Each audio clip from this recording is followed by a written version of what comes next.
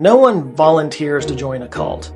Instead, they're recruited into a cult, and there isn't any conformed consent. Chances are you know someone who's fallen under the spell of a charismatic leader, who they adore without question, whose word they trust above all else. It can be really frustrating, even heartbreaking, to lose someone to a group like that. People who end up joining cults are never really given the full story about the group, so they end up making a judgment based on selected information that the cult tells them. Can you deprogram someone who joined a cult? Snapping out of it does happen. People escape from these kinds of groups all the time. So how does it work? What is the mental process that causes people to fall into these groups in the first place? But more importantly, what's the mental process that causes them to break free? I want to take a look at the psychology of people in cults, how their beliefs tend to continue to be reinforced, how they push back against any evidence that contradicts their beliefs, and what techniques or messages finally got through to them. Now, to understand how a person can exploit another person, you kind of have to think a little bit about how the mind works. In the old days, we called it brainwashing, where you repeat something and then it becomes true. That's hijacking this feature of our evolutionary brain. So you try to sift through what is true, and it must be that which was repeated often enough. You are comfortable in your ignorance, and you don't even know your ignorance because you came to it from having learned, but only up to a point.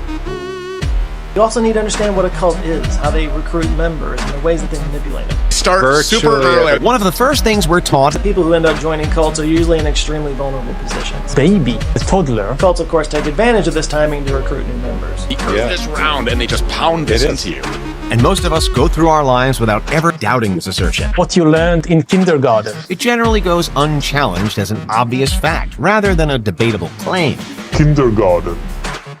Best way to understand mind control is it's a dissociative disorder. You need to get to the person's real sense of self, remind them what they thought they were getting involved with, go back in time. Kindergarten. To understanding they were lied to, that they trusted certain people, to educate them on how they got taken over. The broad masses of a nation are always more easily corrupted in the deeper strata of their emotional nature than consciously or voluntarily. And thus, in the primitive simplicity of their minds, they more readily fall victims to the big lie than the small lie. They're not only controlling the information you receive, they're shaping how you receive it, which has an effect on how you then behave. How you create a worldview. You create an understanding of how things are, either because someone convinced you or you convinced yourself. Now there's a gap, or there's some information that conflicts with it. So you're going to say, if you cherish this worldview, that information that conflicts with it was falsified, or that was wrong. They don't know what they're doing. You can maintain your worldview. When asked what influenced them to stay in the cult, former members mentioned, quote, an inability to question the creeds of the group, regressive and reassuring feelings resulting from being part of the group, and a relationship with other cult members. But if they did end up leaving, there were a few reasons why. Things like loss of faith in the cult's beliefs, imperfections or contradictions in the cult leader, and then internal group conflict. People with high autonomy scores are likely to have or be rejected from cults. You should do your best to try to stay in touch with the person who's in the cult. You can get one-on-one time with the person, or even better, ask questions. Offer anti-cult evidence, maybe even work with another friend or family member to play good cop, bad cop. Keep conversations positive, adopt a curious tone about a cult member's beliefs, and don't tell them anything. Let them discover things on their own. It's a journey. You have to be patient.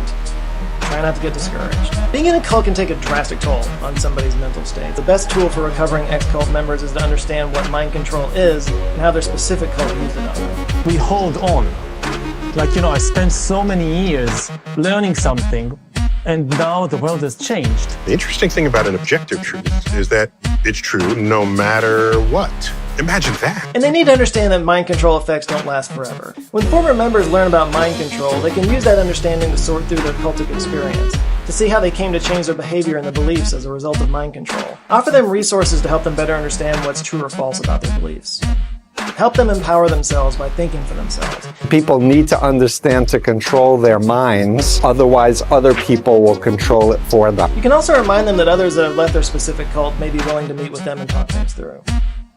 Societies are in turmoil, the cults can do very well. Because people are at a loss, or they're looking for a framework to understand what the hell's going on. I'm talking about the universe, black holes, the Big Bang, time travel, God.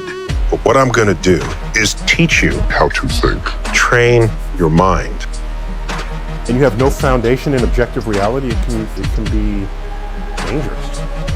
If your personal belief system does not have correspondence in objective reality, that's an unhealthy situation for civilization to be in.